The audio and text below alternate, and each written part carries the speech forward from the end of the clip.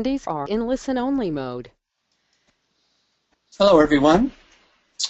My name is Francis Donald, and I'd like to welcome you to this 22nd session in an ongoing series of webinars on sacred number and geometry.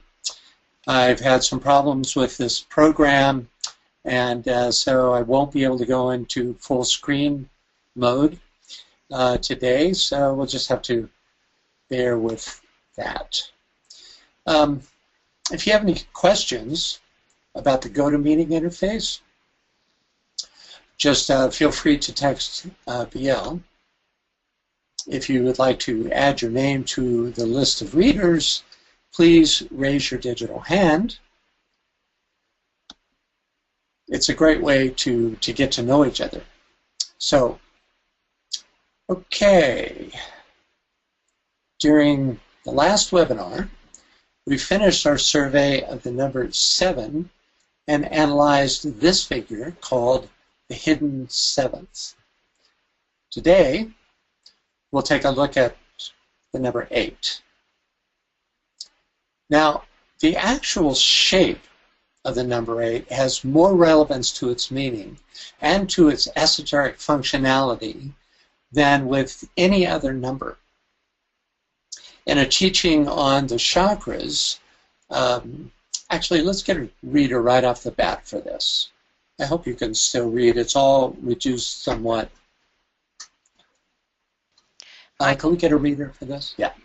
Michael, please go ahead. Okay. In a teaching on the chakras, DK says, reader, there are 8 centers if the spleen is counted. All of them are multiples of 8, with the exception of the center at the base of the spine, which has 4 petals, 1/2 of 8.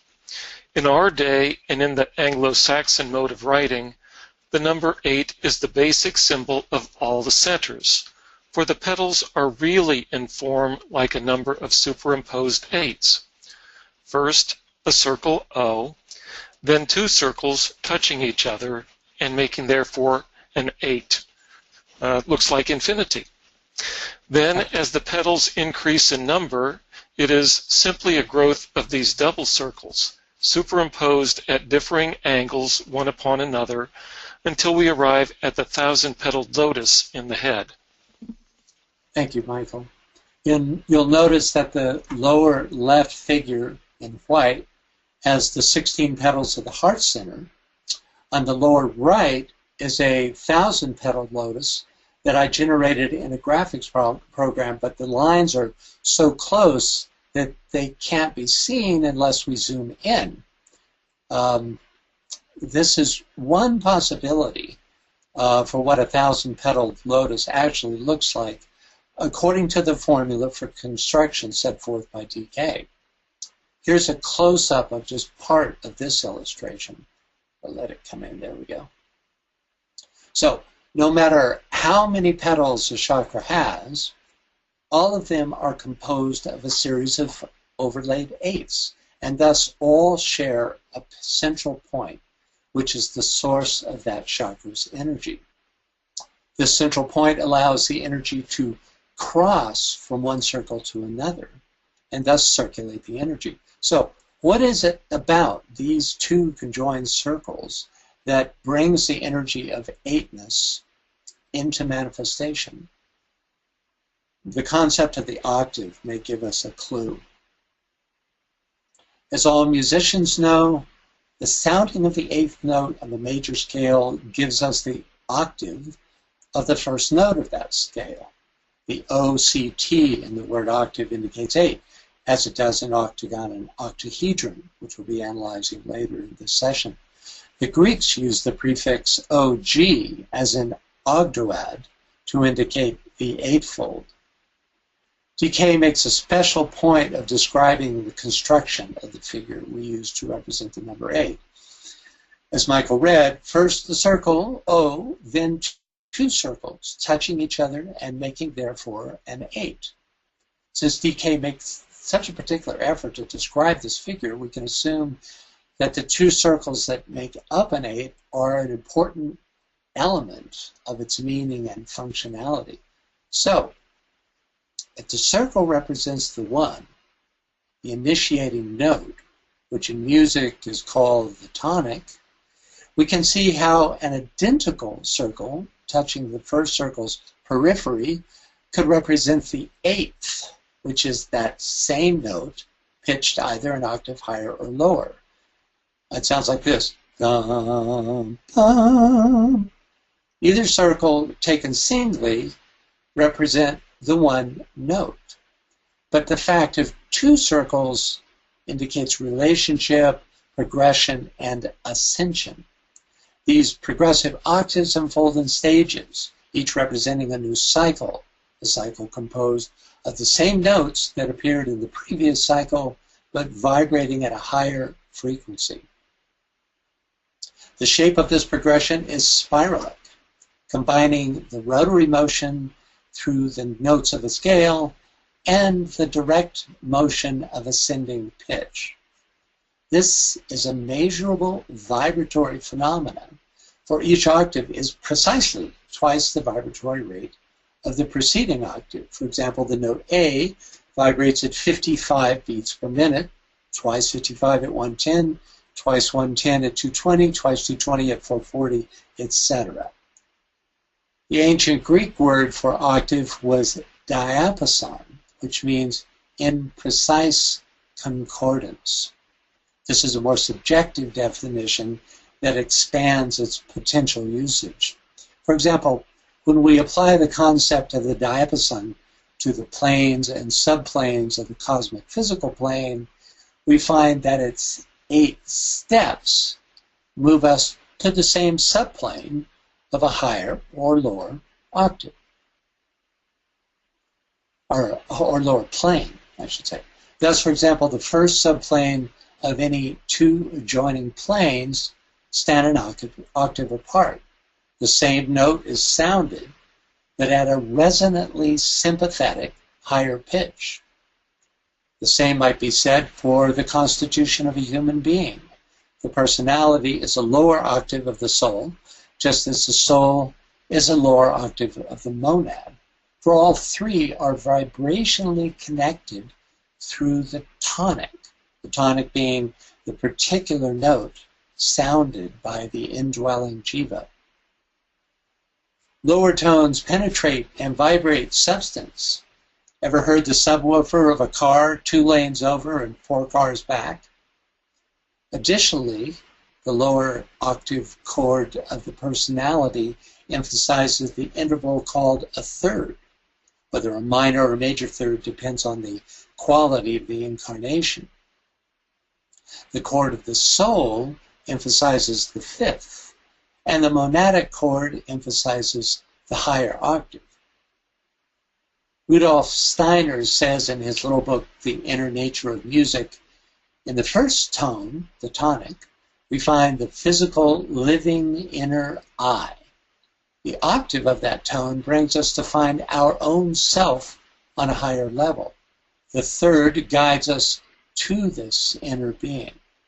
So without using the theosophical nomenclature of personality and soul, Steiner nonetheless identifies the octave as that which energetically links them. DK elaborates on this idea. Can we get a reader for this, please?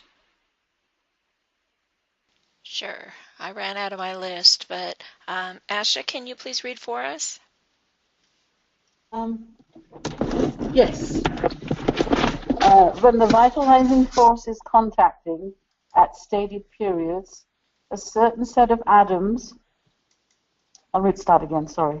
When the vitalizing force is contacting at stated periods a certain set of atoms, it will call forth from them a specific sound which will demonstrate objectively as environing circumstances. In other words, the interplay of the self and the not-self is invariably of a cyclic nature. The same quality in tone will be called forth by the self as it indwells the form, but the key will ascend by gradual degrees. It is similar to the effect produced in striking the same note in different octaves, beginning at the base. Treatise on Cosmic Fire. Thank you. Of course, this sounding forth also applies to groups. DK says, The note of the group will be known to the one who guards the entrance, and no one can get in who sounds not the note in either the higher or lower octave. It just shows how much sound is a part of one's recognition on the higher planes. Now, just like physical plane electricity is only an effect of the conscious electrical force known as Fohat, so physical plane musical tones are only dim physical reflections of the tones that define and guide the creative forces on the higher planes. For instance, the whole idea of pitch on the physical plane is just, a higher frequency. But on the higher levels, it actually changes the quality and the vibration that is manifesting through someone. DK tells us that sound, as it is experienced on each plane, is in fact the effect of the sacred word as it is sounding forth, with each higher plane being closer to the source. We can see this by looking at the higher correspondences to physical plane hearing as described in a treatise on cosmic fire. For example, on the Buddhic plane, sound manifests as comprehension, and on the Atmic plane as beatitude. DK says that we're going to need 2 readers for this section. Can we get them to sequentially and set up, and then when I shift slides, we'll just move to the next reader. Okay, we got one. Please go ahead, Scott. And Sheldon, will you be on deck for us, please? Okay. Thank you. Thank you, Sheldon. As the sacred word reverberates throughout the system, it drives matter into its appointed place, and on the physical plane finds its point of deepest materiality and of most concrete demonstration. The key for man to discover in turn concerns itself with the revealing of the mystery of A, his own sound, B, his brother's sound, C, his group's sound, D, the sound of that one of the heavenly men with whom he is connected, E, the sound of the Logos, or the sound of nature, of the solar system, the grand man of the heavens. Thank you. Therefore, we note that on the physical plane, a man has to find his own note, finding it in spite of the density of the form. A, on the physical plane, he finds his own note. And B, on the physical astral plane, he finds his brother's note through identity of emotion. He comes to the recognition of his brother's identity. C, on the mental plane, he begins to find his group note. D, on the Buddhic plane, or the plane of wisdom, he begins to find the note of his planetary logos. And E, on the Atmic, or spiritual plane, the note logoic begins to sound within his consciousness. Thank you, Sheldon. Okay, we can relate somewhat to the level A and B. You can see that right away we're getting away from pitch as it is sounded in music, right? I mean, one's own note, excuse me, one's own note certainly has a connection to some specific pitch. Just like, Michael tells us that the rays, and this is written in Letters on Occult Meditation, that the rays actually have a note that they're associated with. For instance, the second ray is associated with a note of A. But you pretty quickly move to something beyond just the vibrational quality of pitch, right? And I think we can start to get a sense of that just with the A and B levels of this. Okay, thank you both.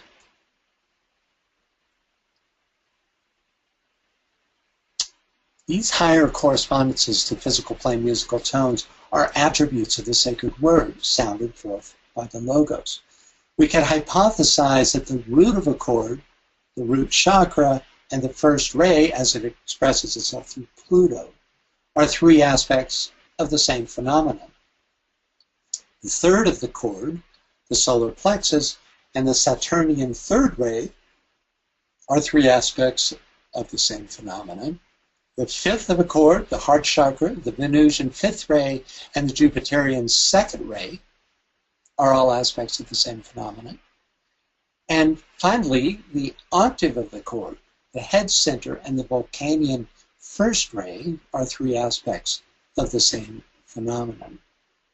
The other notes of the scale, we don't have time to go into this, correspond to other chakras and rays 4, 5, 6, and 7.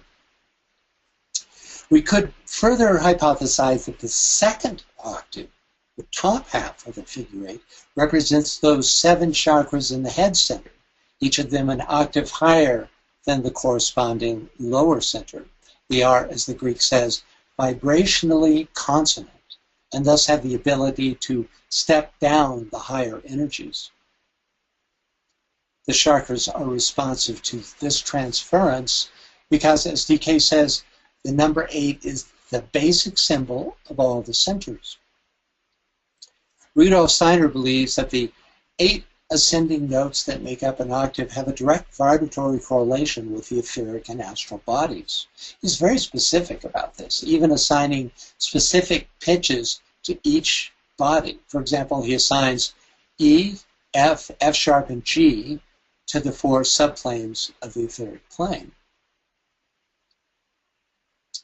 I just realized that actually those you see them there to the left, they may be in reverse order.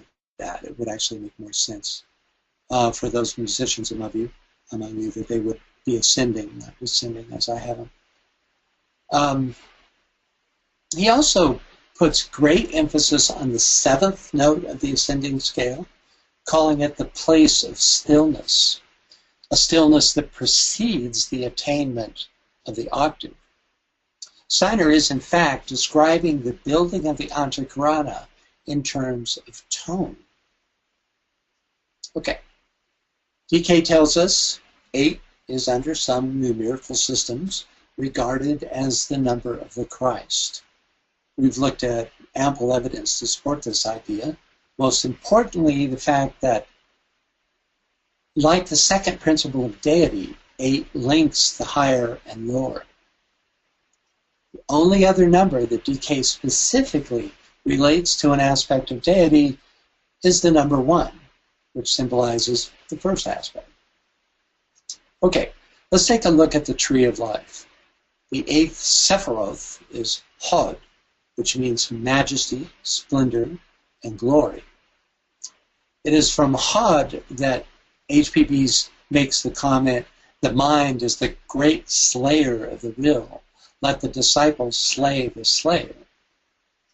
Hod and Netzach, which we looked at during our last session, work as a pair and have been likened to 2 halves of a single body, the left and right legs, and the 2 scales of justice. Hod is both dualistic and mental, and is thus associated with Mercury. Like Mercury, it mediates between the personality and soul. Qualities associated with Hod are determination, perseverance, sincerity, and acknowledgement. Hod holds the mystery of form. More particularly, it is the Sephiroth wherein one consciously generates and maintains thought forms, and is thus the sphere in which the white magician works.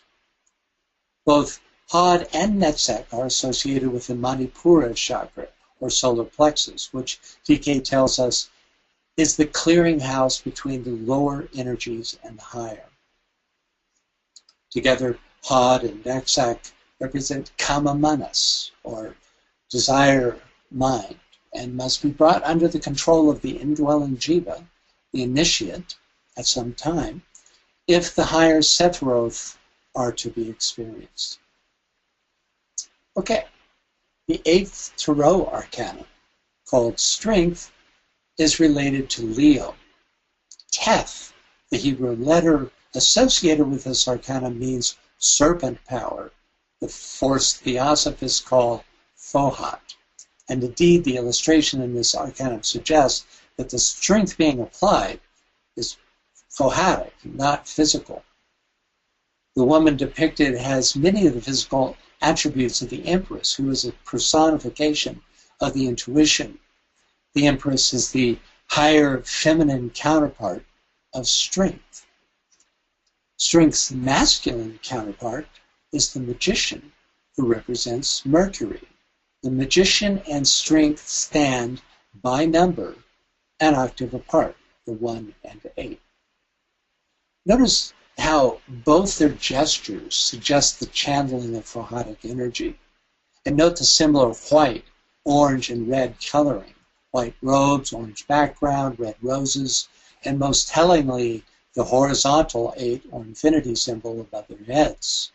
This symbol is a template for the distribution of energy, much like the figure 8 is. It is the ancient occult symbol ascribed to Hermes and signifies, according to Paul Foster Case, dominion over the lower quaternary. The first and eighth arcana together, the masculine and feminine, represent a descent of a particular mercurial phohatic force. The magician's gesture seems to be directed towards the entire sublunary realm, whereas the gesture of the woman in the strength arcanum, his feminine counterpart, is more specifically directed to humankind's animal nature. Mathematically, these two arcana are uniquely connected, for 8 is the only number besides 1 that is composed of 3 identical divisors, 1 times 1 times 1, or 1 cubed, 2 times 2 times 2, or 2 cubed. Now this may seem like just a mathematical curiosity until we consider what these divisors represent.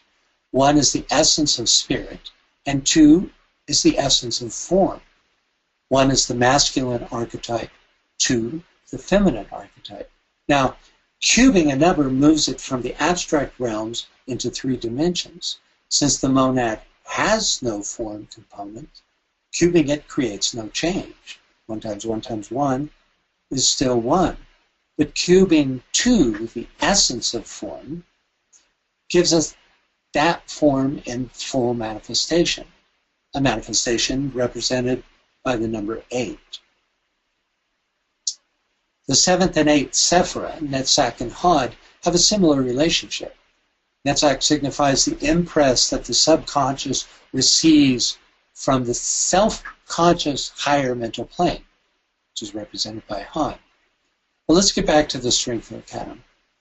The woman's white robe suggests that she is a channel for divine will, as does the magician's. Her purified desire nature is indicated by her belt of roses, which she extends around the lion's neck. The lion, who is the king of beasts, is often associated with serpent power. We see this illustrated by the belt of the magician, which also represents the Ouroboros, the Alpha and Omega. The astrological symbol for Leo, which itself resembles a serpent, also connects the strength arcanum to the magician. Occultly, this glyph and the raised serpent are universal symbols of Phohat and of the Kundalini, which the phohatic energies activate. But there's also a hidden meaning in this illustration, which positively bonds the magician and strength arcana. In alchemy, the red lion is the symbol of sulfur, which alchemists believe is purified and sublimated when combined with the element mercury. We see this process illustrated in the strength arcanum. Here, Mercury, represented by the infinity symbol, whose potency is received and administered through the agency of the receptive feminine archetype. Now, sulfur has to do with the electromagnetic potency common to both the Sun, ruler of Leo, and to Mars, which rules humankind's vital animal nature, represented by the lion. So, both alchemically and astrologically, Mercury transforms the animal nature. Notice that the woman is shown opening the lion's mouth, not closing it. For the desired result is not to suppress, but rather to channel animal vitality toward fulfillment of one's directed higher purpose. This is the nature of the strength of this arcanum.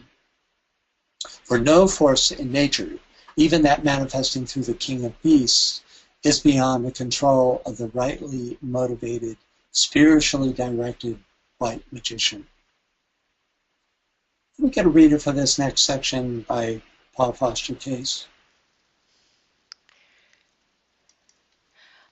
Leah, are you there? Can you read for us, please? Okay. When you make your speech and thoughts accurate, profound, courageous, and positive, you tame the lion, and he becomes your servant. This indeed is the secret of all spiritual activities, the secret of strength, the secret of ultimate mystery. Your personal application of this secret to your own life will change everything for the better.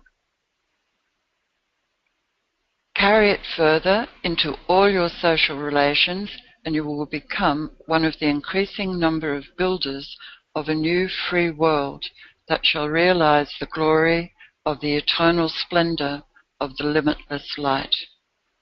Thank you, Leah. Okay. The title for Michael Schneider's chapter on the number 8 is Periodic Renewal. Renewal and rebirth occur through crisis. The crisis precipitated by the relationship between spirit and form. The next and final octave of the first ray phohatic line of arcana is the tower, which represents the work of Vulcan and Pluto on the life of the disciple. You can see there, you just add 8 to get to the next octave. And so here we are at the tower for the third octave. The connection to the tower's higher octave strength is indicated by the word peh, the Hebrew letter associated with the tower, for peh means the mouth as the organ of speech, which she is opening there in the 8th arcanum, and by the fact that the tower represents Mars. So, we have the first ray of phohatic serpent power wielded by Mercury and stepped down through 2 octaves to instigate the transformation of the personality in the tower. Paul Case says, the lightning flash is the power drawn from above by the magician. It breaks down existing forms in order to make room for new ones. Okay. In addition to its role as octave and intermediary, 8 can also be a strongly form-based number. For when extended, the 4 points of a square become the 8 points of a cube. We can see this form-based essence in Aristotle's depiction of the 4 elements interleaved with their 4 associated qualities. This system, which came to Aristotle via Plato, Pythagoras, and the Egyptian mysteries, is the eightfold template for physical plane manifestation.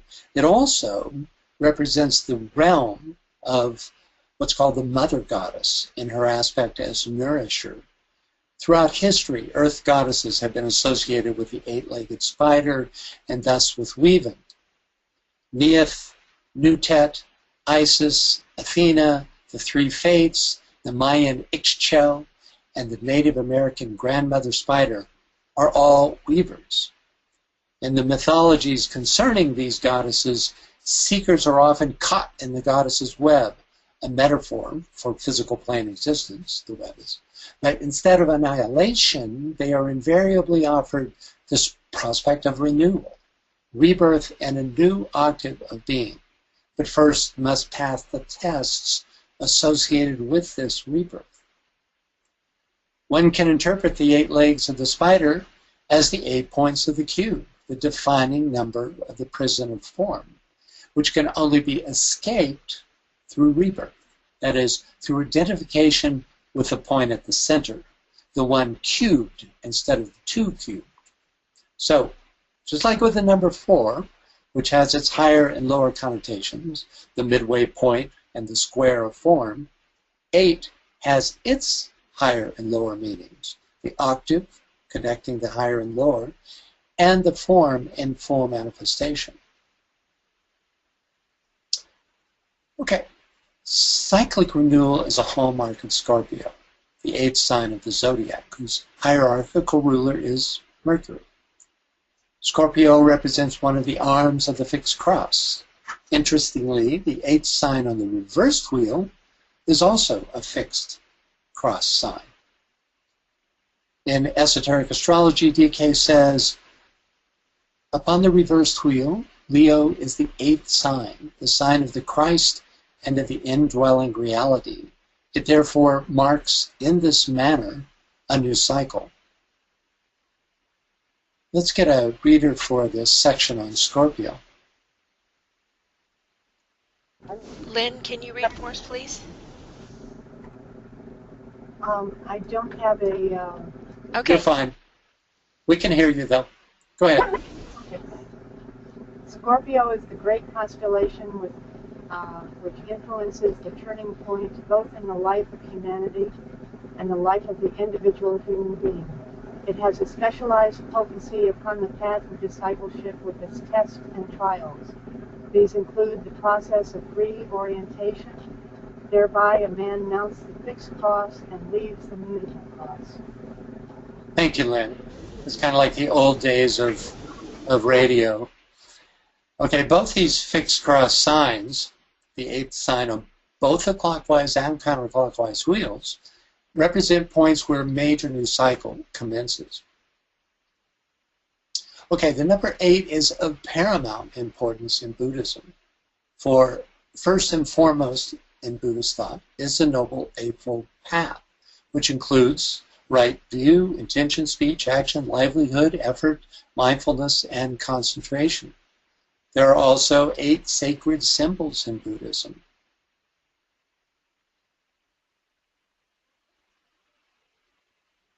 And there are 8 Buddhist precepts, not for the faint of heart, clearly not meant for the layman.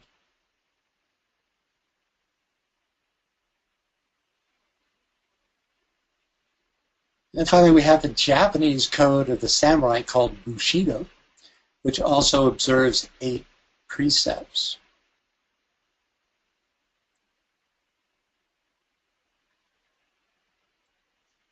In Babylonian myth, there were 7 spheres, plus an 8th realm, the fixed stars, where the gods lived. As a result, 8 is often associated with paradise. On the right is depicted the tree of life that grows at the center of paradise. The 8-pointed star was a symbol of the Babylonian goddess Ishtar, known in Samaria as Inanna. Muslims believe that there are 7 hells but 8 paradises, signifying God's mercy. In Taoism, there are the 8 immortals, whose magical potencies can be transferred to power tools that's not like an electric saw, guys. It's magicians' power tools that can bestow life or destroy evil. These 8 tools are called the covert 8 immortals. Possibly for this reason, 8 is a very lucky number in China, where it is considered to be a homonym for prosperity. In fact, when pronounced, it sounds much like the word prosper. A double 8 is said to bring double joy. The 8th day of the Chinese New Year is the day for the annual gathering of all the gods in heaven. So widespread is the Chinese belief in the auspiciousness of the number 8 that the opening ceremony of the Summer Olympics in China began at 8 minutes, 8 seconds past 8 p.m. on the 8th day of the 8th month of 2008. Also on that day, Chinese couples thronged to get married. In Norse mythology, there was the 8-legged horse named Sleipnir, who belonged to Odin, the chief of the gods. This magical horse could easily gallop on land, water, and through the air. This is strongly reminiscent of verse 2 of stanza 5 in the Secret Doctrine.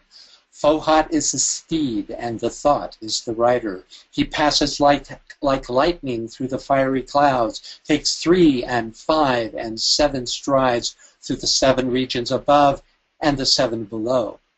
Remember, Fohat is the strength depicted in the 8th Tarot Arcanum. Odin also received 8 new rings made of gold every 9th day. These 8 rings dropped from a magical ring also made of gold named Dopnir. You have to wonder if this myth didn't play a part in Tolkien's conception of the Lord of the Rings. Tolkien was evidently a scholar of ancient mythology. Okay, the most exalted of the 99 names for God in the Islamic faith is the Compassionate. Mohammedans believe that through the cycle of his exhaled and inhaled breath, the universe is periodically created, maintained, dissolved, and renewed. This belief in the primacy of the breath is also found in the ancient wisdom teachers. Islam has created a double interlocking 8-sided geometric design called the breath of the Compassionate that illustrates the cycles of inhalation and exhalation. The end-pointing 8-sided figure illustrates inhalation. The outward-pointing 8-sided figure illustrates exhalation. And their interlocking pair represents a complete breath. These two figures tessellate, which enables them to fill a flat surface, leaving no gaps. The meaning is clear. All creation, destruction, and renewal comes through the cyclic breath of God. Here are some ancient and modern examples of this pattern in Islamic art.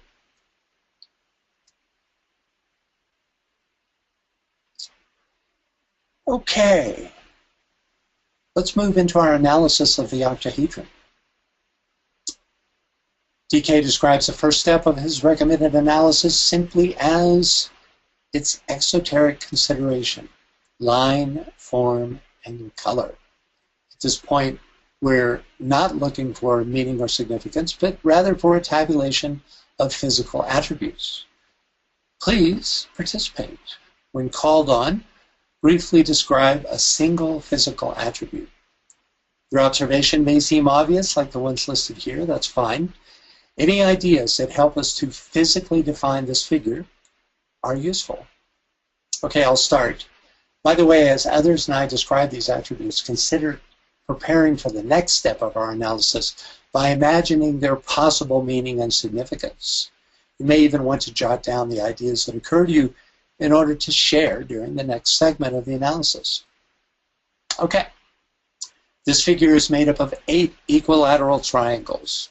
When vertically aligned, 4 of these triangles point upward, 4 point downwards.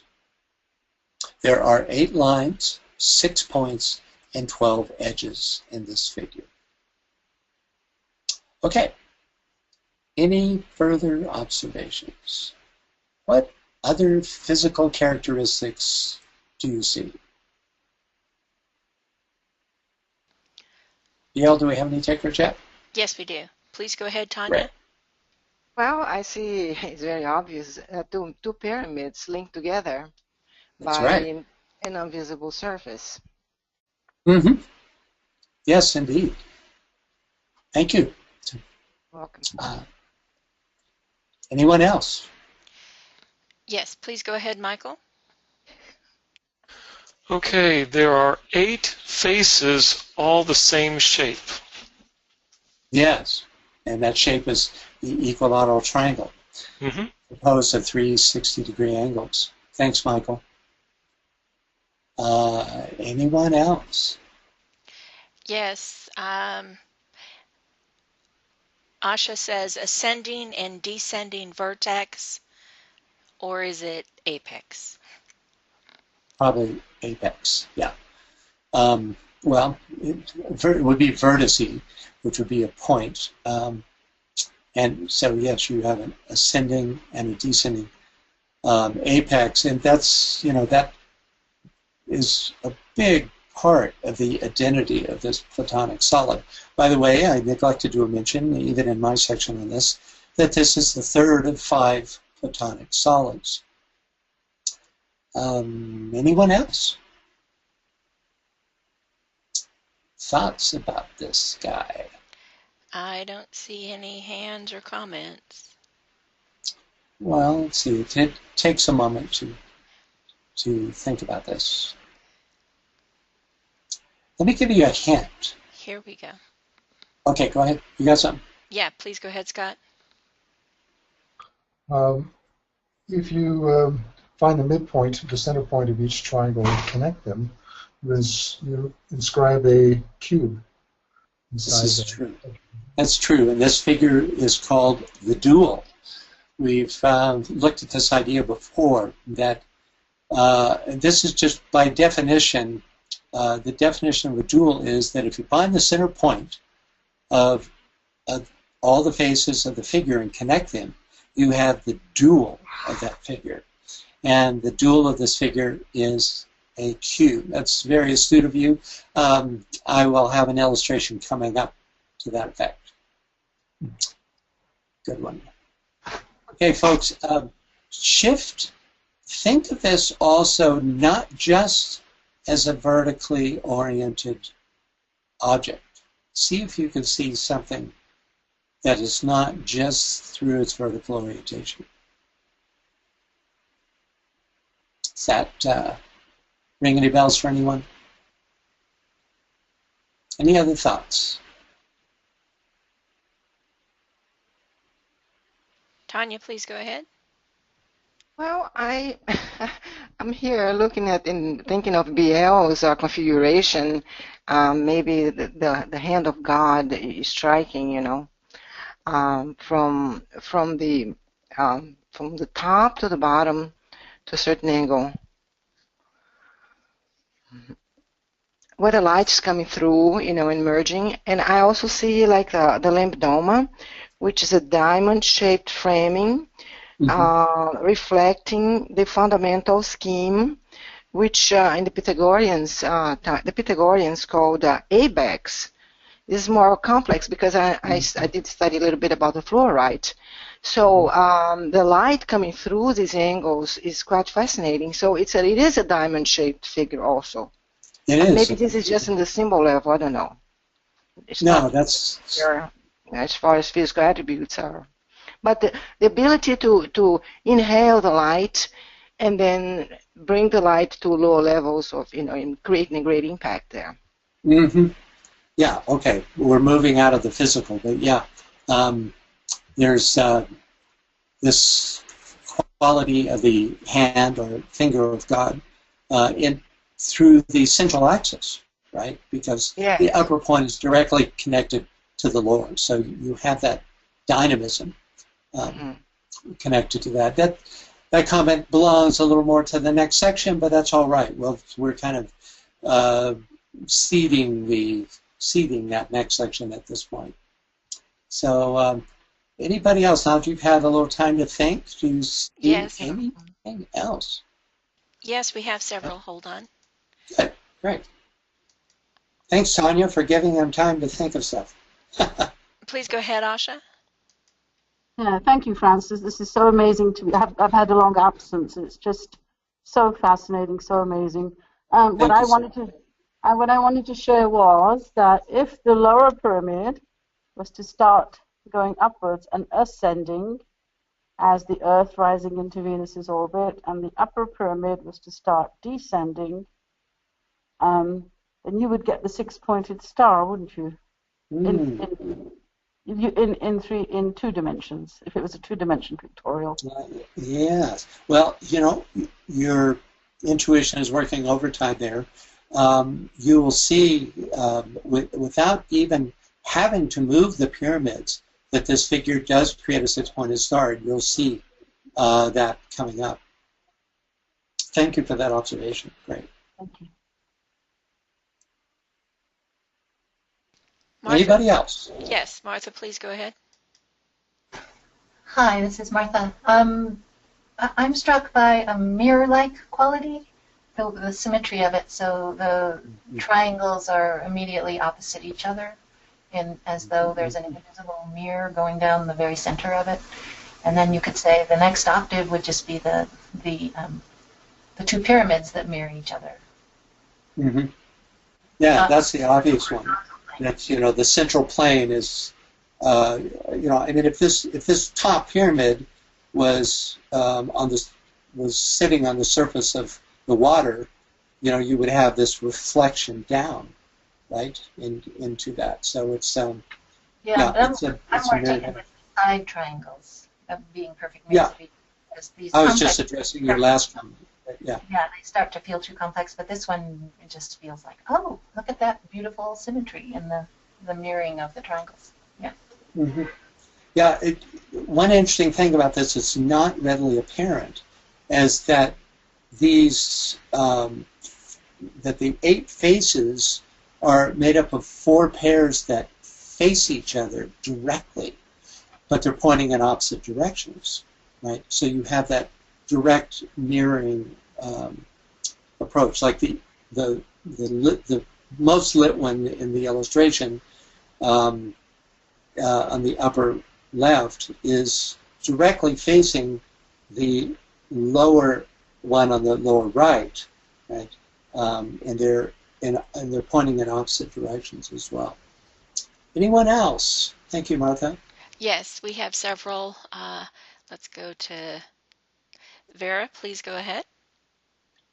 Yes, so we can look at it like the 2 pyramids are joined vertically.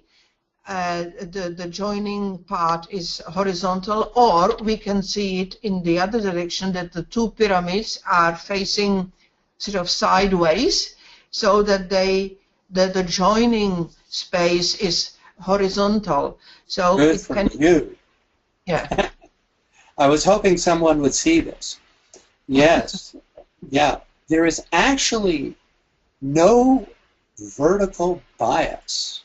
That's our bias. This figure is actually moving in every direction at the same time.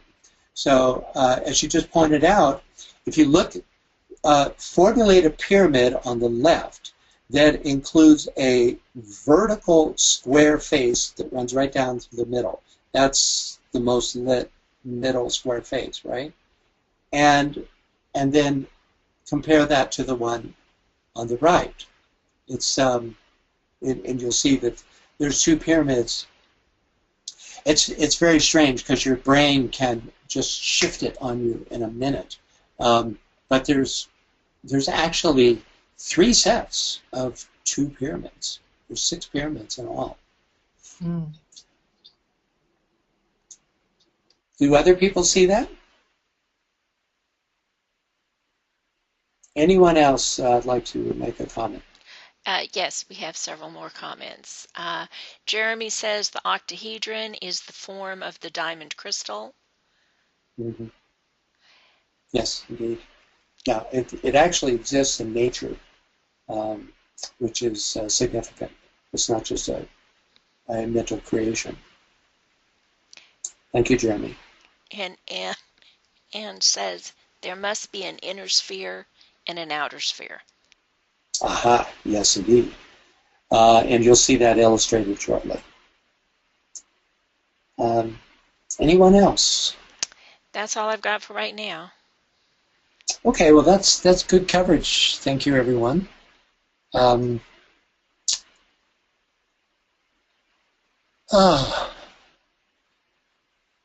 Here's some additional physical attributes. Some of these you have brought forward. I present them again in order to share my illustrations with you. The axes of an octahedron mark the 6 directions in space. Each point of the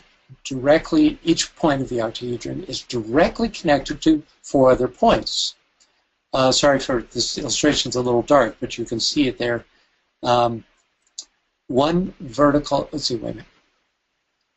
to four other points and forms an invisible axis with its opposite fifth point. You can see that heading off inwardly and connecting to its opposite point there. So there are 5 lines that emanate out from each point. Okay. There are 3 axes connecting the 6 points. 1 vertical axis and 2 horizontal axes. Because these axes are of equal length, this figure has no inherent vertical or horizontal bias. There are 2 orthogonal views of the octahedron. Orthogonal just means looking straight on at the figure. One has the appearance of a square with a diagonal across, the other that of a bisected parallelogram. There are 3 invisible spheres delineated by the octahedron. The outer sphere, which touches each of the figure's 6 points, a sphere determined by the midpoint of each of the lines, and a sphere that fits entirely within the figure, touching all 8 of its faces. All geometric solids have what is called a dual, which is created by connecting the midpoints of each face of the figure. This is Scott's observation. In all solids except the tetrahedron, the dual thus created is an altogether different solid. These duals are reciprocal. The dual of an octahedron is a cube, and thus the dual of a cube is an octahedron. These 2 figures nest one inside the other indefinitely. The octahedron and the cube share a common triple axis. For the octahedron, these axes culminate at the outer points. For the cube, they culminate at the central point of each face. When we connect the points of a cube, that's the corners, we gain an additional 4 diagonally oriented axes, making 7 axes altogether. Every point of an octahedron is the apex of a 5-sided pyramid. This is what we were looking at in the beginning. Thus, there are 6 overlapping pyramids pointing in each of the 6 directions. The top and bottom pyramids are on the left side of this illustration. You can see that. And again, I apologize for the darkness of these figures. The 2 pairs of front and back pyramids are in the middle and on the right. However, there are only 2 non-overlapping pyramids at any, if you're looking for whole pyramids, you can use any of the 3 vertical pairs in this illustration, but only 2 completely discrete or non-overlapping pyramids can exist at one time. There are 3 interior squares at right angles to each other, bisecting the figure. Each of these squares forms the common base of 2 opposing pyramids. Can you see that? It makes it, in some ways, it makes it easier to see the pyramids this way than in the previous illustration. The one in the upper left corner, you see the one going off to the left and the one going off to the right. In the bottom, you see the top and bottom pyramids. And on the right, it's a little harder to read, but the one kind of going back left, and forward right.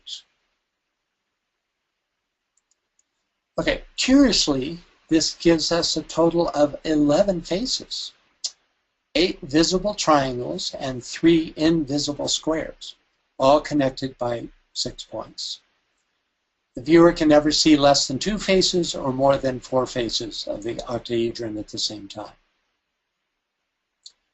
Though an orthogonal view of the octahedron suggests the existence of 45-degree angles, all the angles in this figure are actually either 60 degrees or 90 degrees. When any one of the triangle faces, I can't remember who who made this observation that here we are, when you were talking about bringing the bottom pyramid up into the top pyramid, well, here's a way of getting the six-pointed star without actually moving. When any of the triangular faces is viewed straight on, the octahedron forms a six-pointed star when it's transparent, when you can see all the way through it like this. Now here's the same view with a non-transparent material.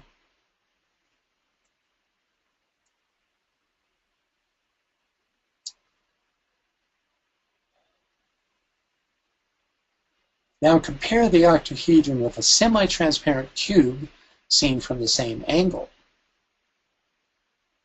So you still have the octagon, but the inner configuration changes dramatically.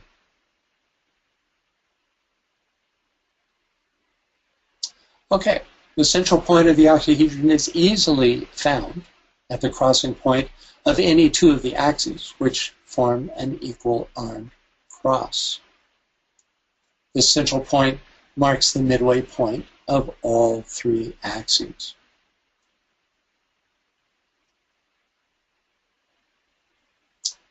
Alrighty, let's move into our second stage here. DK separates the next stage of our analysis into two parts as following.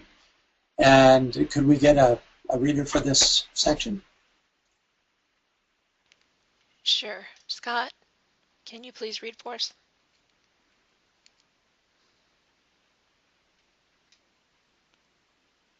Hello? Yes. Hi. Thank you. Okay. There's a little... 2. A comprehension in the astral or emotional body of its quality. Reaction of a sensitive response to the impact of its qualitative nature. 3. Conceptual consideration of its underlying idea, of what it is intended to teach, of the intellectual meaning it is intended to convey. Thank you. Okay, so, you can see the progression here. We've got physical, astral, and mental are being represented here, right? We just finished the physical. In the interest of time, we'll consider these two steps at the same time. It would be fascinating to really just consider the significance for a time and then move on, but we never have time to do that. When sharing, you're welcome to speak to either the significance or conceptual aspects of this figure. So, considering the list of physical attributes for all you speed readers, as well as those you have brought forth, what quality, significance, and or meaning can we ascribe to this figure? Here's one example each based on quality or significance and on conceptual meaning. In terms of significance, when I look at this figure, it feels like a geometric representation of the midway point between form and spirit. It seems to me to be the perfect 3D depiction of the axiom, as above, so below. I think that was the idea, one of the ideas Tanya was putting forward. In terms of conceptual meaning, no other figure describes the six directions of space more directly and accurately than the octahedron does. The octahedron seems to hold as a unity the sky above, the earth below, as well as the four directions. Even though we usually refer to the cube of space, it's really the dual of the cube, the octahedron, that accurately indicates the six directions of space. The cube might be more accurately described as depicting the field or environment of space. Okay, any further ideas on the quality and or meaning of this figure? As you're thinking about this, you may wish to consider a list of physical attributes as well as the ones you've come up with. I'll give you a minute to review. Just raise your hand when you're ready with a thought. Yell, any takers? Yes, Clesia says, it reminds me of the work of the triangles network, transforming the squares, the inner figure, into the triangles in the outer hexagon or octahedron. Yes, that's a really good observation. If you think of the, just take any pyramid. There's no question that the sense of direction is upward. Therefore, you're moving from the base, which would represent the personality, or the squares of that at the current time make up the configuration of the etheric body of the Earth. And as you move up, you towards the apex, which is a single point, you do so by means of the triangles. It's a good observation. Thank you. Anyone else? Martin, please go ahead. Hey, yes, Martin. Hi. Yeah, hi, Francis. I just see this crystal or this diamond, another one balanced on it, and another one balanced on it, and another one balanced on it, so that the principle that's described by that is a movement from of expansion towards the flat surface and then back to the point, and then expansion and consolidation, expansion, consolidation. So I was reading a teacher who was saying, his name is Kumar, who founded the Circle of Goodwill, and he basically said that this is a principle of manifestation and the principle of the path, which is movement, expansion, which we know is initiation, and then you consolidate, and then you expand again, and you consolidate. So it's kind of like become stable in that which you have become expanded into. You become stable in it, and then you expand, and then you become stable. And that principle creates a kind of a Jacob's ladder, in a sense, and a movement through these two stages of expansion, consolidation, one diamond balanced upon another, so to speak. Yeah, it's just such an important point that Martin brought forward.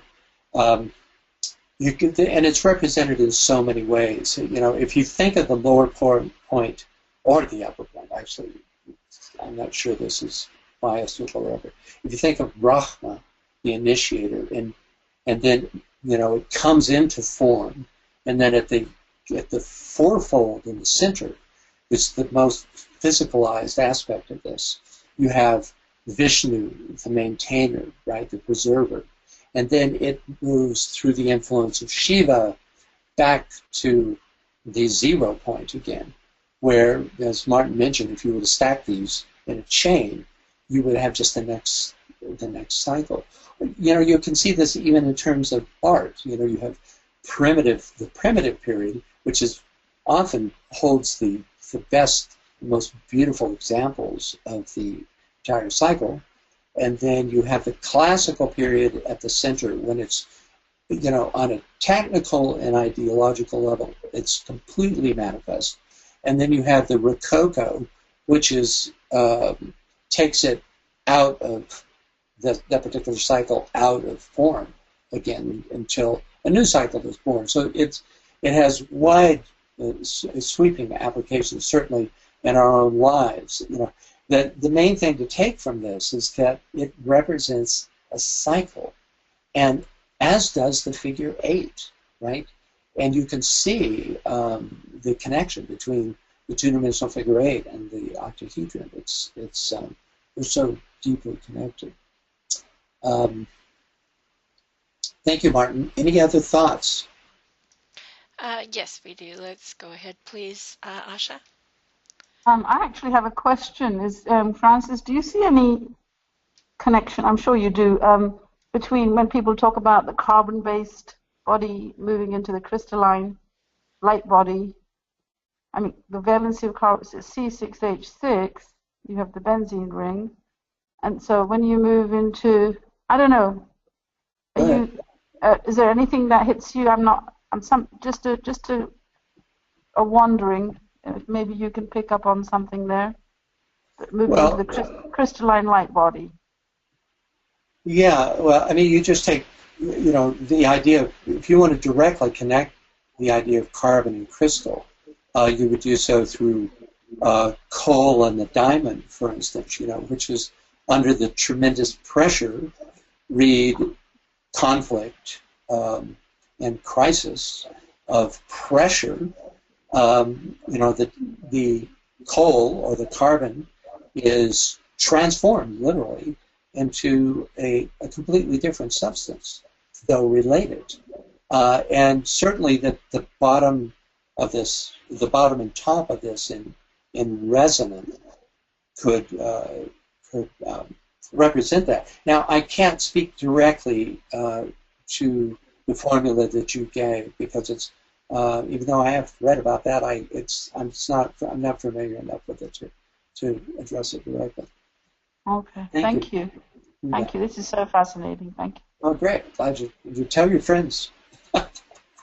Anybody else?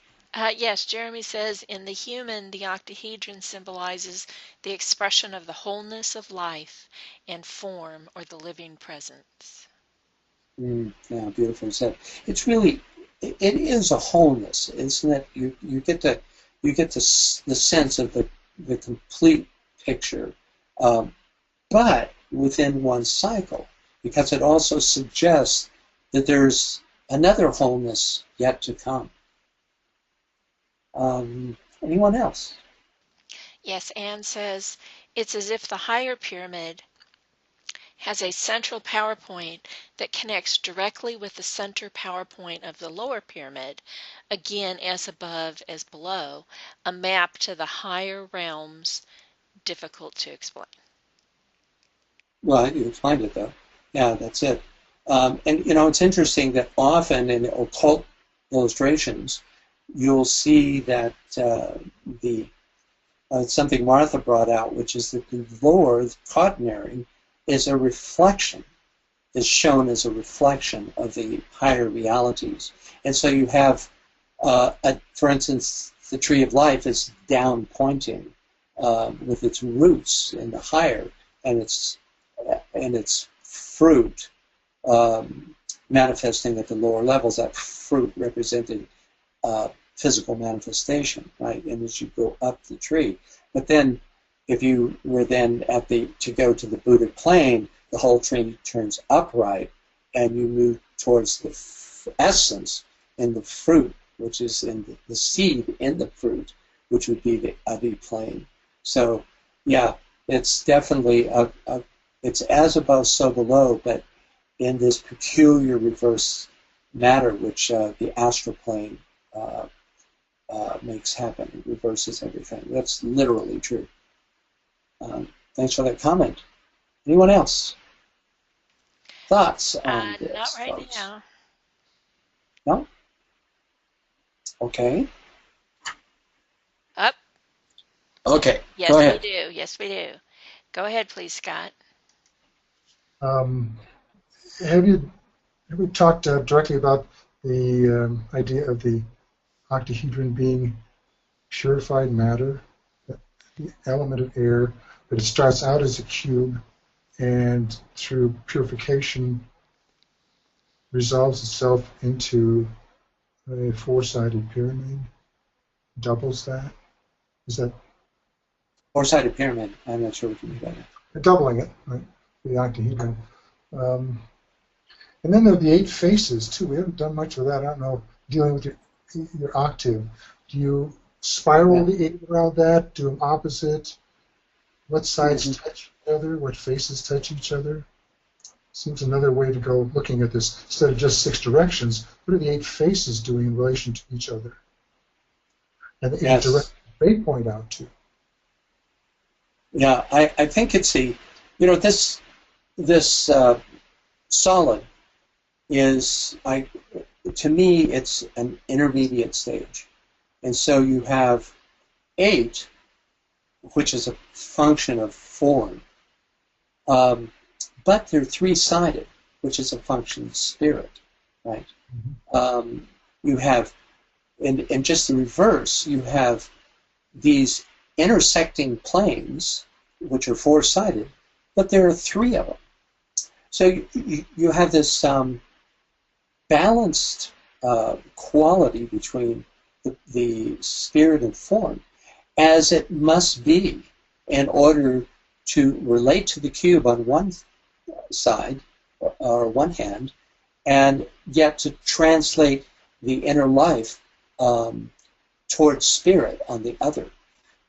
So I think that's, in terms of the numerology of 8, all that I said before, for instance, the the whole nature of strength. This is the second strongest of all the solids here. And I meant to actually show you one of these by holding it up. I have made one out of heavy stock paper, and if you push on the points, you would have to apply a lot of force to crush this. It is inherently strong. Strength is the number 8, but the meaning of that has to do with its relationship to its direct relationship to the monad, the mercurial quality of the first Tarot arcana, or the monad. So yeah, 8 relates to 1, but through 3 and 4. Mm-hmm. Anything else there? Do you want to develop that anymore?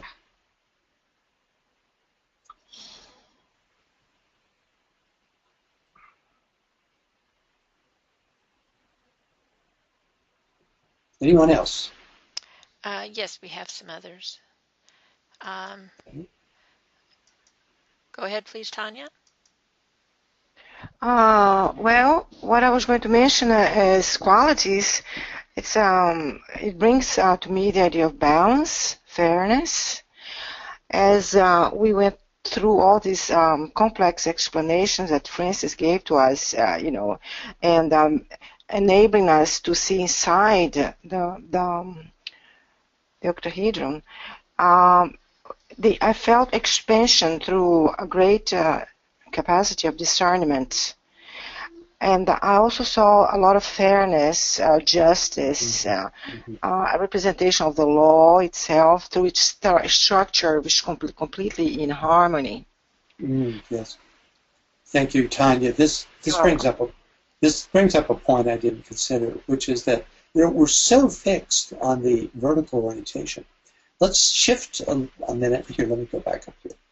Let's shift a minute to horizontal orientation. Look at the pyramid on the left and the pyramid coming on the left and forward, and to the right and back. And then in the middle you have a vertical four-sided plane.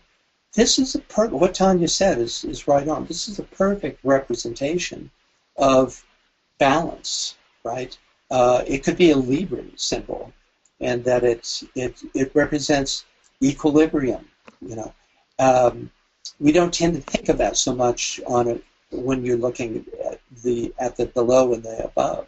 But if you look at the left and right sides, you can see that it is a figure that represents balance in the sense of the point between. That central four-sided plane can represent, in this sense, the fourth subplane, right? It's the place of where things shift, but as long as you're on it, you're in this place of equilibrium. It's a very good point, Tanya. Thank you for that.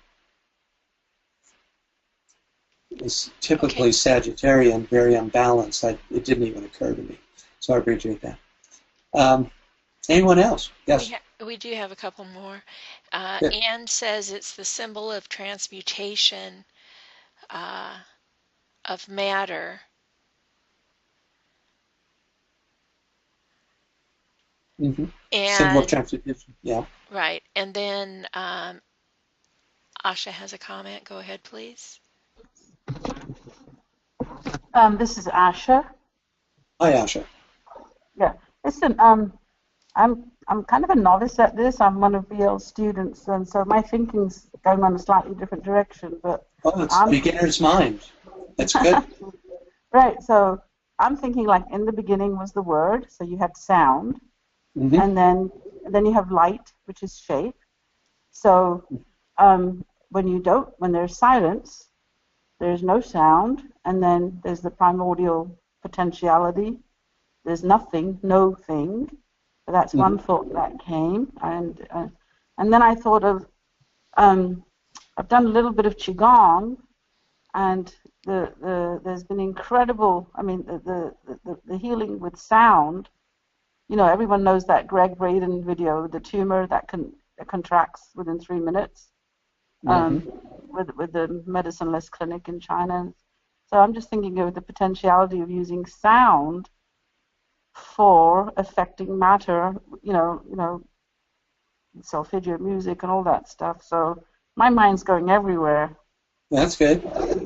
Yeah, you're just being directly affected by this, and Scott brought up the idea of what about the 8 phases? You could say that it encapsulates a complete octave, which is a complete cycle. That's quite different than just the 7 subplanes or the 7 steps, because the 7 sounds like this: da da da da da da da. Right? That's 7. This is the 8. Da da da. It finishes. It's the whole thing, right? And I'll be showing you an illustration of what that looks like. But it's going back to what Martin says. It is a complete cycle, a complete unit. So this idea of silence moving into fully manifested sound and then returning to silence, or light, same way, manifesting fully and then returning.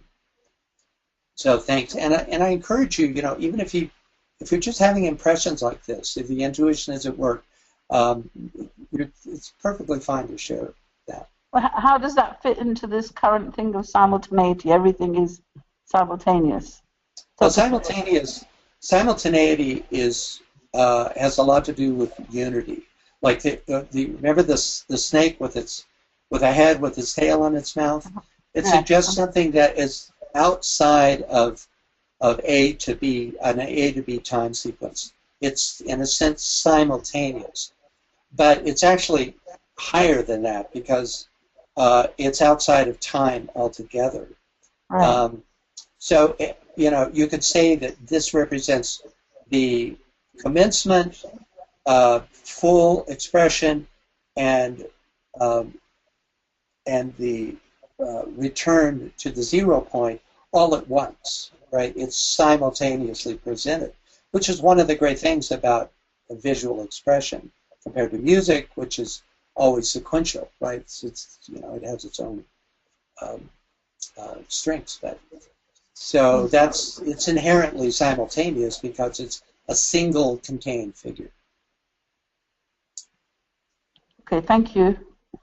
You bet. Anyone else? Yes. Tanya, please go ahead. No, I'm okay. Okay. Your hand was still up. Tanya, you've contributed mightily today. Thank you. Scott, please go ahead. Going back to the fundamentals here, this idea of form. In the first form, simplest form we can draw being a triangle, the second a square or four-sided figure.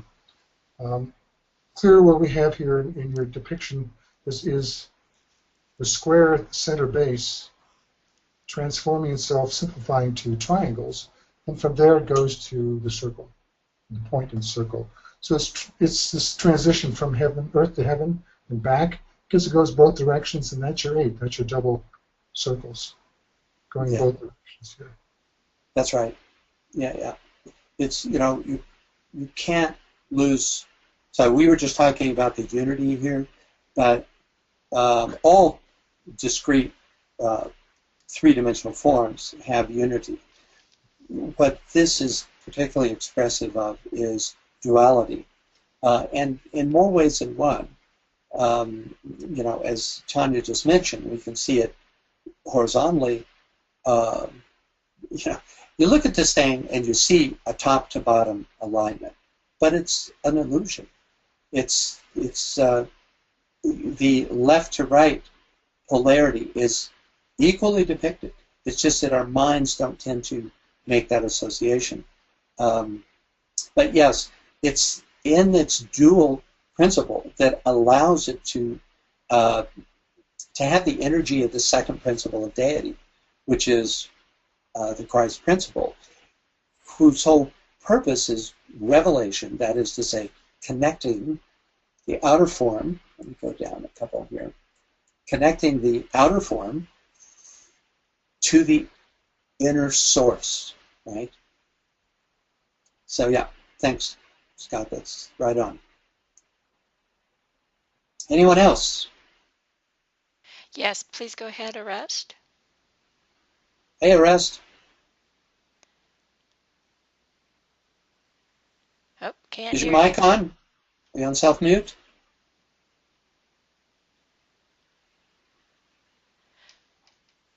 We'll come back to him in a minute. Okay. Martin, please go ahead.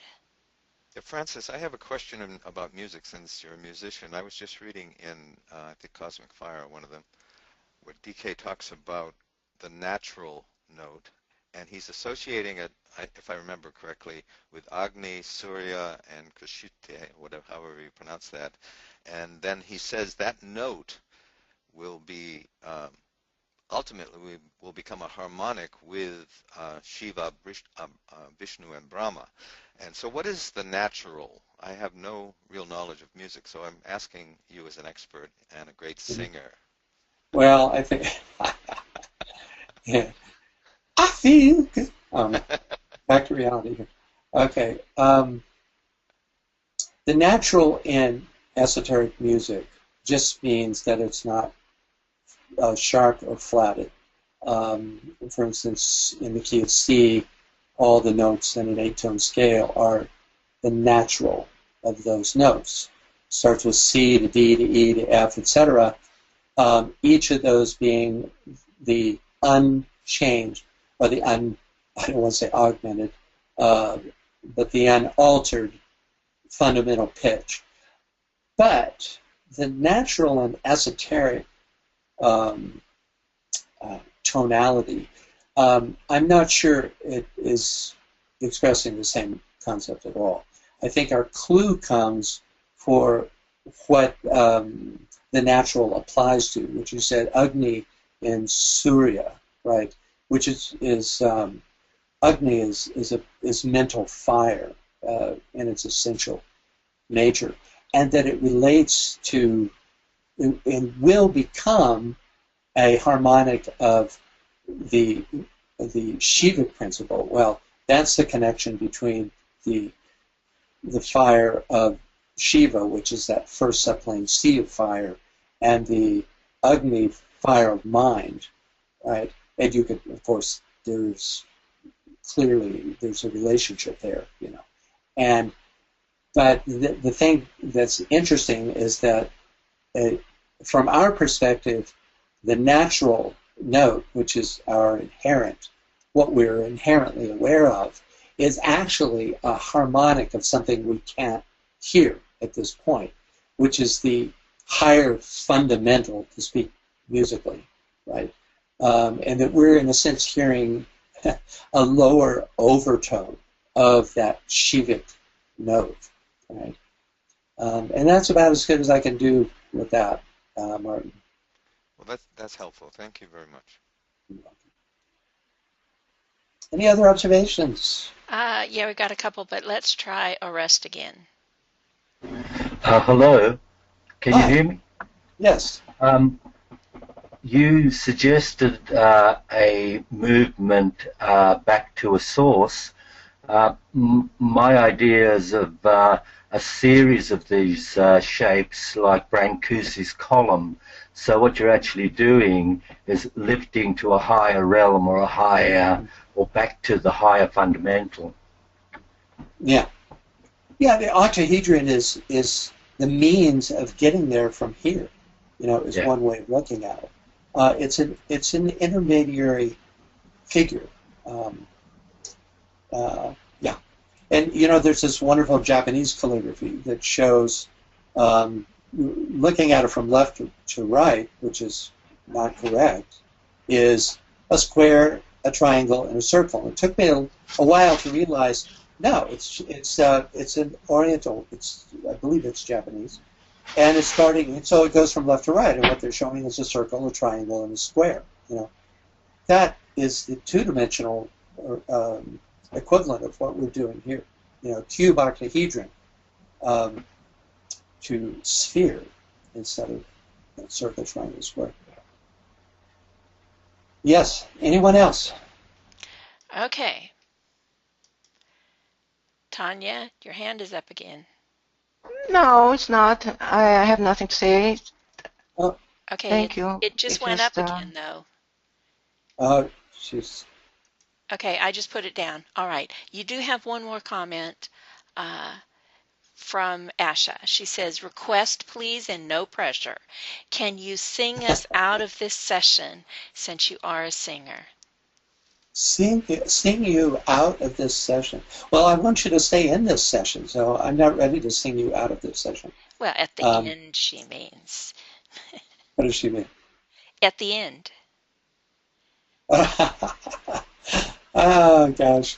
Well, I'm glad there's no pressure. I would have no idea what to do. What I'm going to be giving you is an occult commentary on tone, on the higher equivalence of the tone and notes that we know in the physical plane. And it's just a wonderful old commentary from Race and Initiations. So that, if I sang it, I would reduce it. So I'll probably just speak it.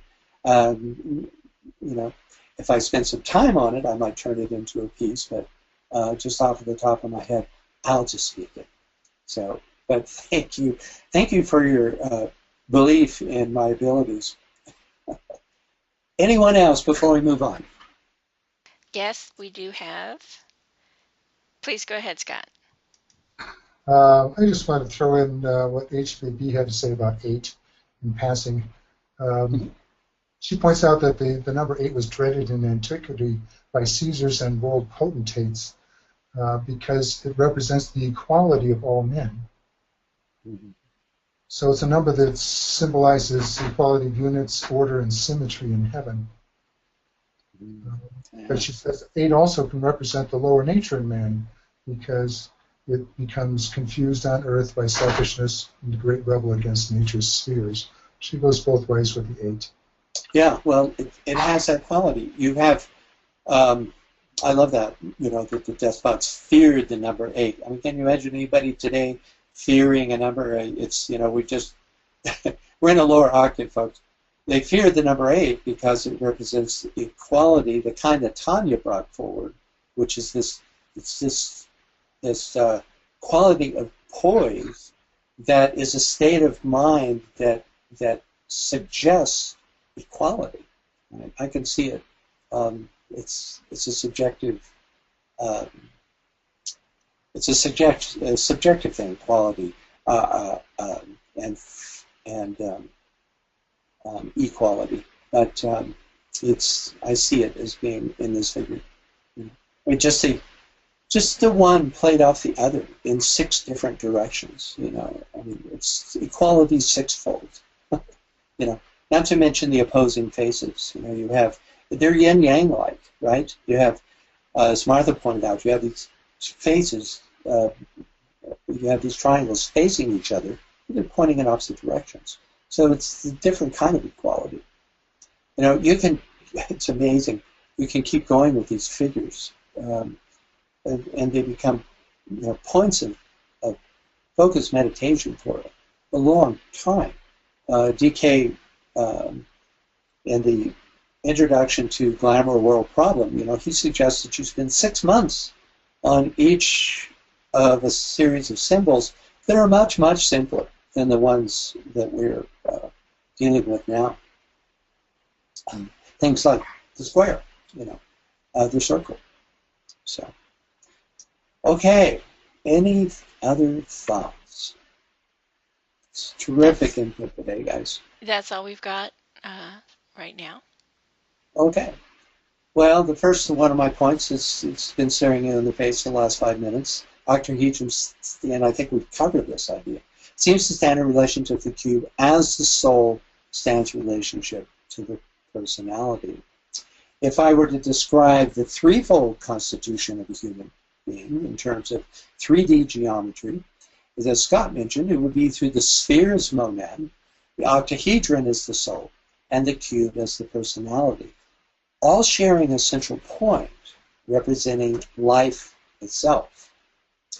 In this analogy, the surface of the monad touches the octahedron at the center of each of its faces. You can't really see that here, but it's true. This was created in such a way that is true. Just as the soul, as octahedron, touches the personality cube at the center of each of its faces. The monad, however, does not directly contact the personality. Rather, it does so by means of this double touch, right? By means of the octahedron. This is sacred geometry at its best, when you have this kind of specific reference to a philosophical reality. I just love it. This quality of transference from the higher to the lower realms, which is, in musical terms, is expressed by the octave, is very similar to the functionality ascribed to the figure 8. If I was a born-again sacred geometrician, I'd say that the octahedron represents a cube's path of redemption. Just as 8 is the number of the Christ, the octahedron seems to be a good candidate for prototypal causal body. With its 8 faces and 8 interior segments, as well as the strong polarity of its top and bottom points, the octahedron exemplifies the concept of the octave.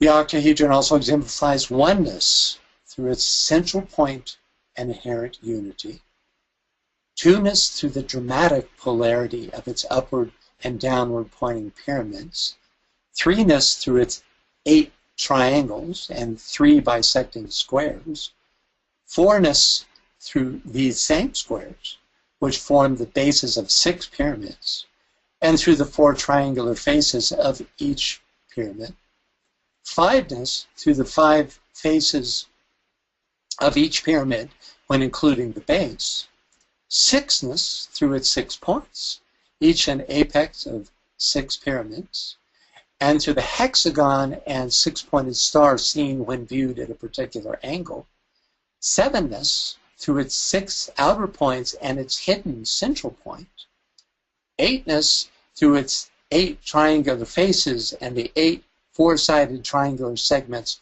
created by the 3 interior planes, nineness for the number of planes in the upward and downward pointing pyramids connected by a common central base, tenness, and this is a little bit of a stretch, through its 8 sides and bottom and top points, 11ness through its 12 edges, through its 11ness when we add the 3 interior squares to the octahedron's 8 sides, and finally 12ness through its 12 edges, as well as the 12 interior triangles created by the 3 interior squares.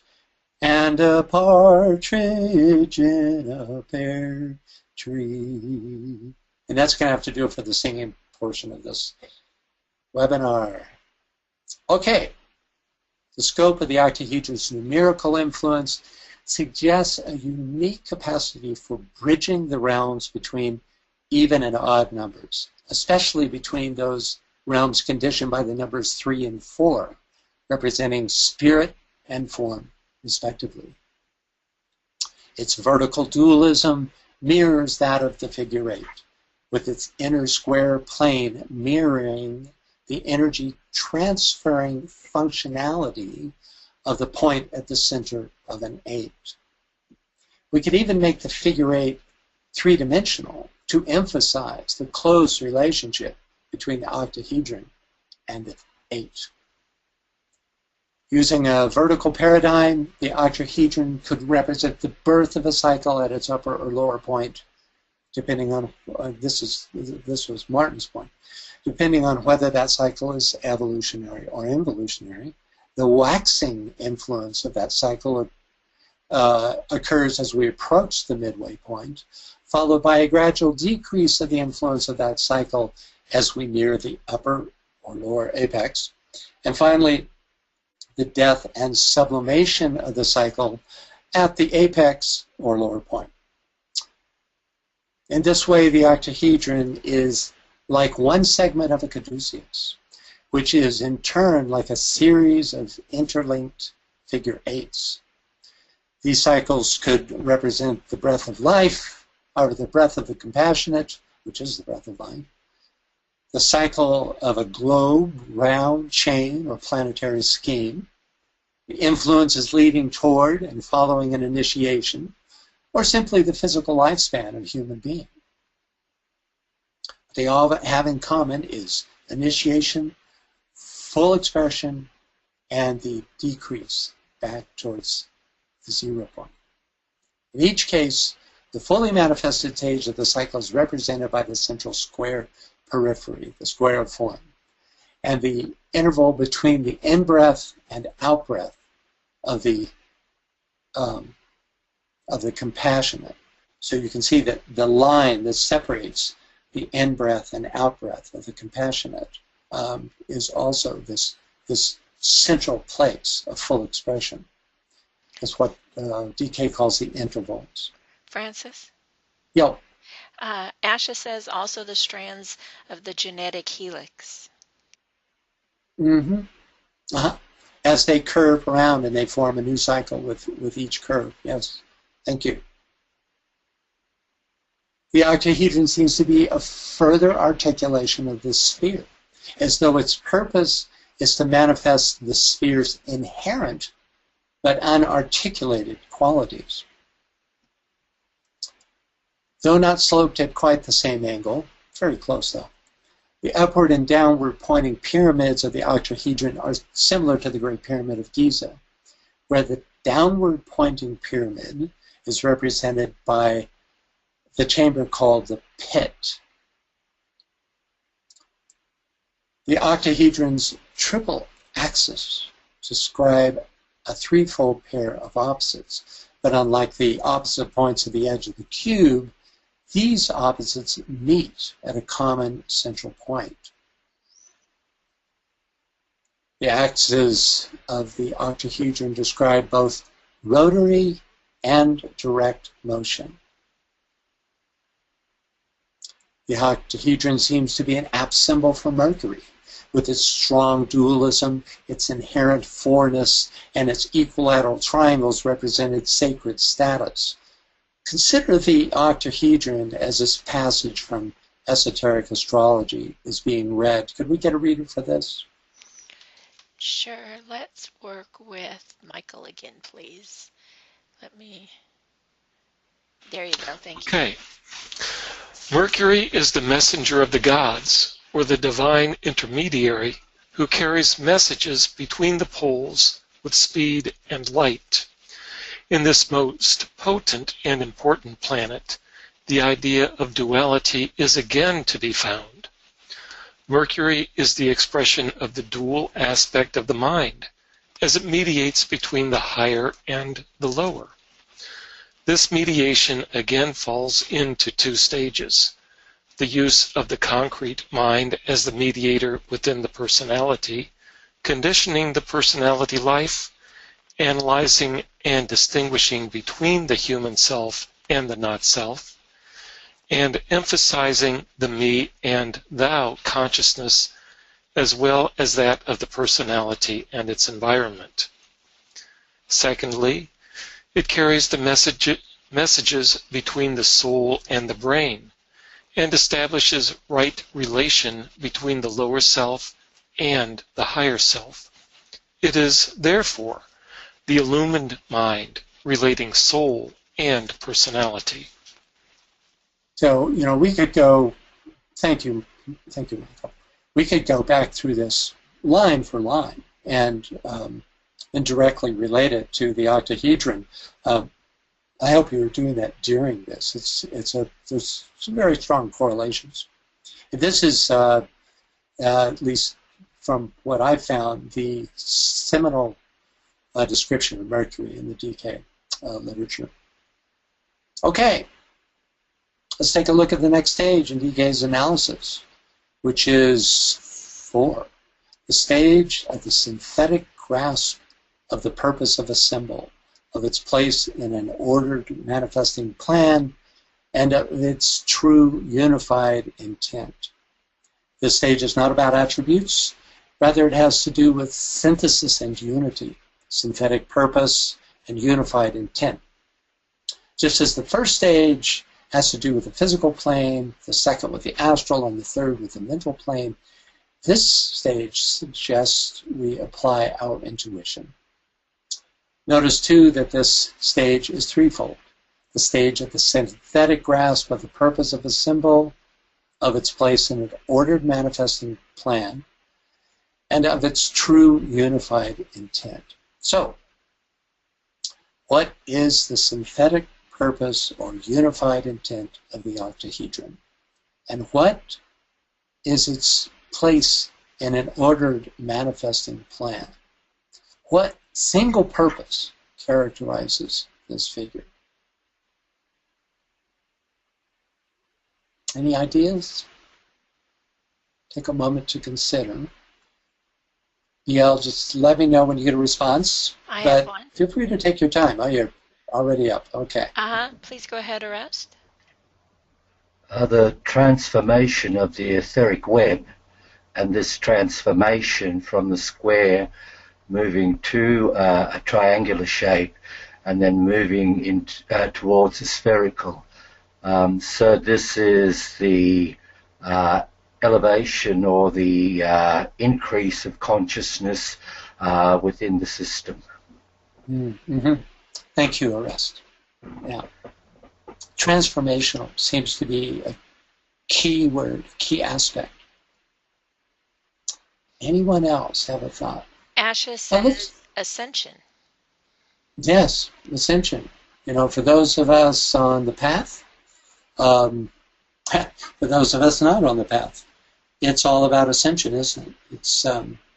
It's an intermediary quality, and it's one of the aspects we don't talk about specifically, but I think it's kind of inherent, is contemplation of any of these symbols that we review during these webinars has the ability to resonate within yourself and allow you to actually move to the resonant quality of that figure.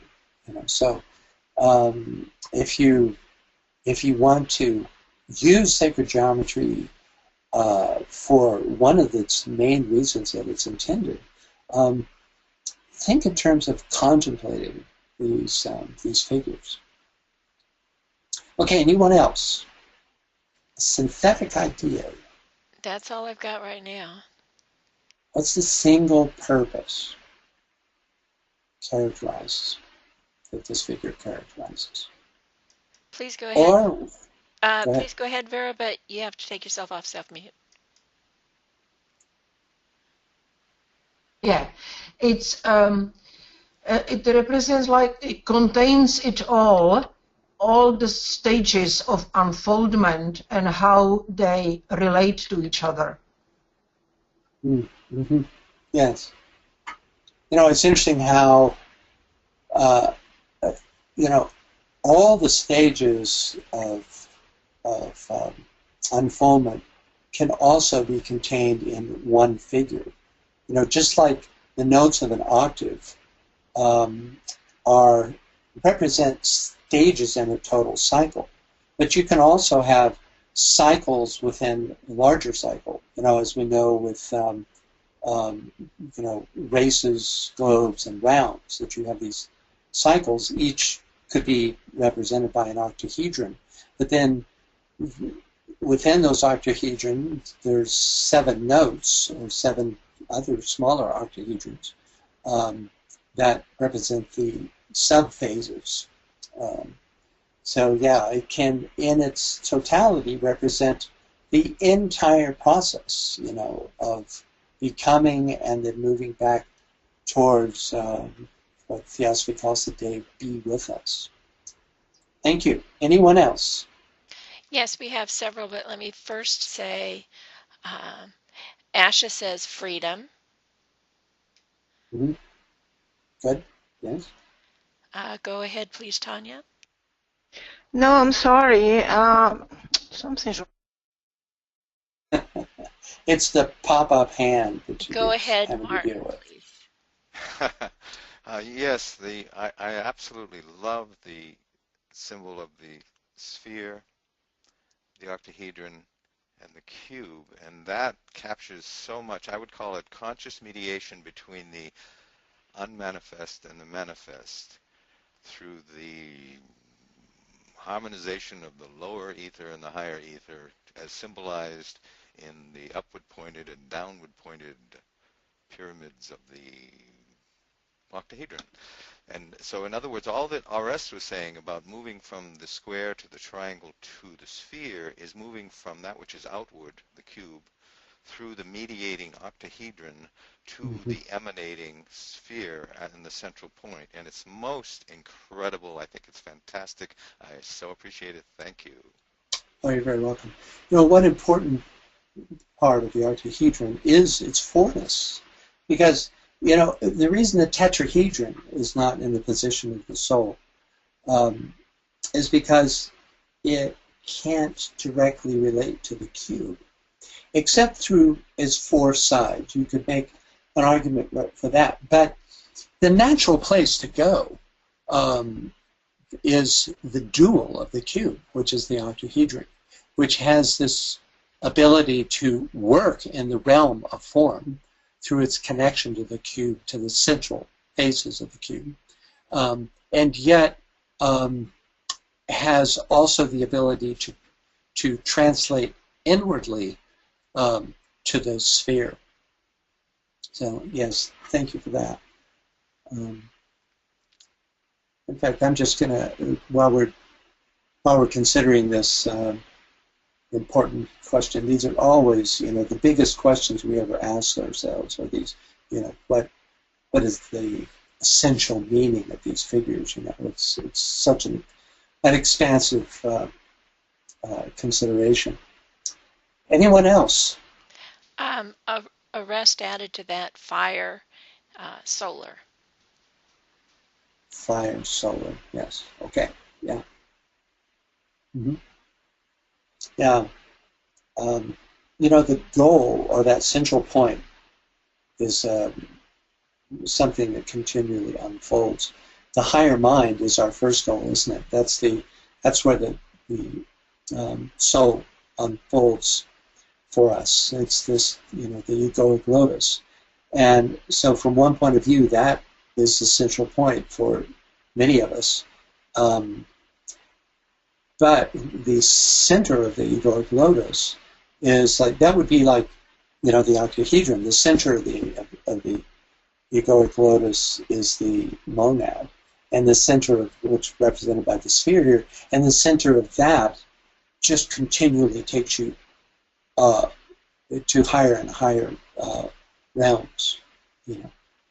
So yes, so that idea of the solar fire, you know, that's definitely the goal for most of us, to achieve that level. Thank you, Orest. Any other thoughts? Yes, Vera, please go ahead. You're on self-mute there. Yeah, so it just in one word, it represents manifestation. Yeah, I see it as representing the cause of manifestation. The form, which is manifestation itself, in other words, just the body, would be represented by the cube. But the informing principle of manifestation is the octahedron. Thank you. Yeah. Anyone else?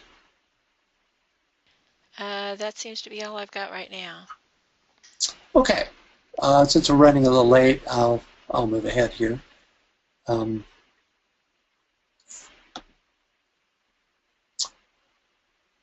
Like the figure 8, here's my idea. This is the synthetic purpose of the octahedron. Like the figure 8, the octahedron embodies the second aspect of divinity, the divine intermediary. With its triangular faces, vertical duality, and cardinal orientation, the octahedron vibrates at a higher octave of its dual, the cube, just as the soul vibrates at a higher octave of each of our personality notes.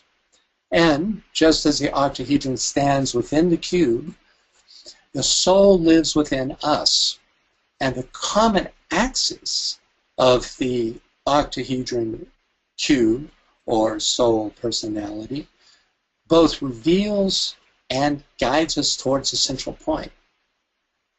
This interconnection between the octahedron cube soul personality is created through the resonant consonants of the octave, which vibrationally aligns us with the higher, our higher selves. Okay. The final stage in DK's criteria for analyzing a symbol is identification with the quality and purpose of the symbol as it is illuminated by the mind held steady in the light. This final stage brings into activity the brain as well as the mind. So, let's attempt to identify with rather than merely reflecting on the quality and purpose of the octahedron. We'll take exactly 1 minute to do this, starting now.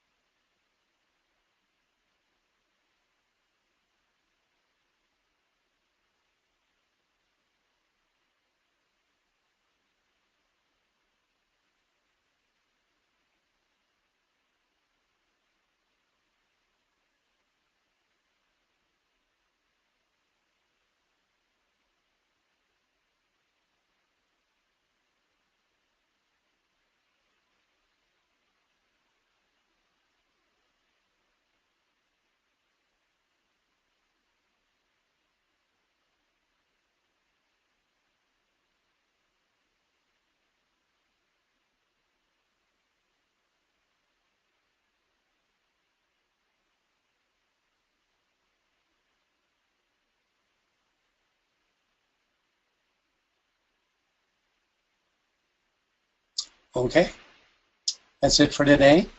I hope you've enjoyed the webinar. During the next session, we'll begin our survey of the number 9 by taking a look at the 9th ray.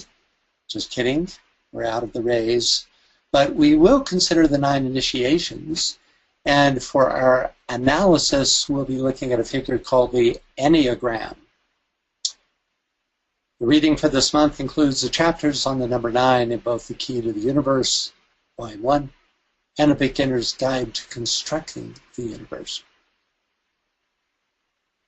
Today's visualization comes from an occult commentary called The Listening Pilgrim. It's in Rays and Initiations, right at the end of the book. We'll begin and end with an Om.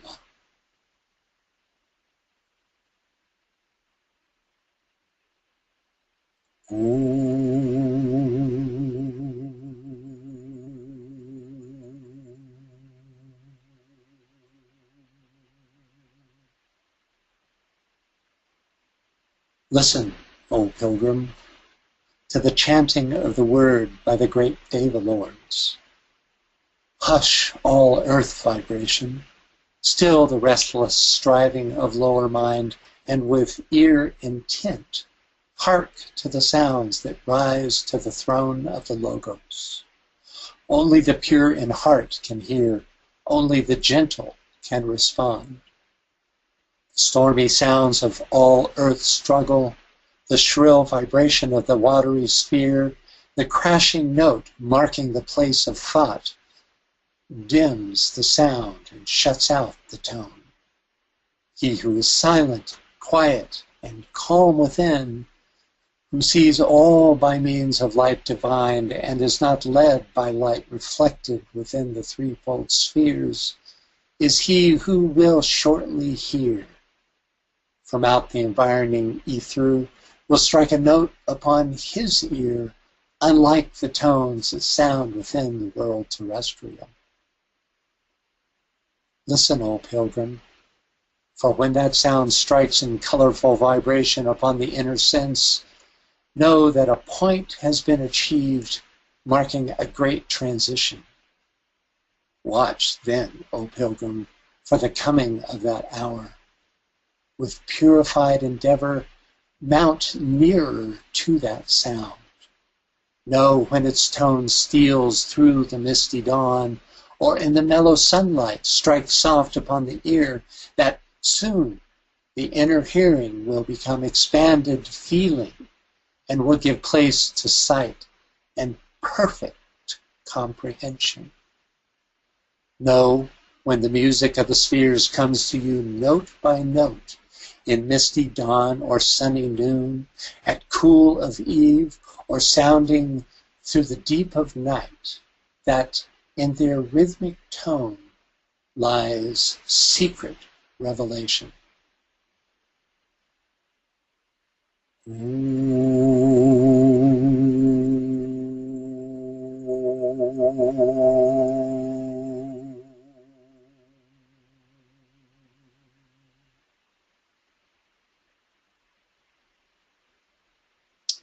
Okay, that's it for today.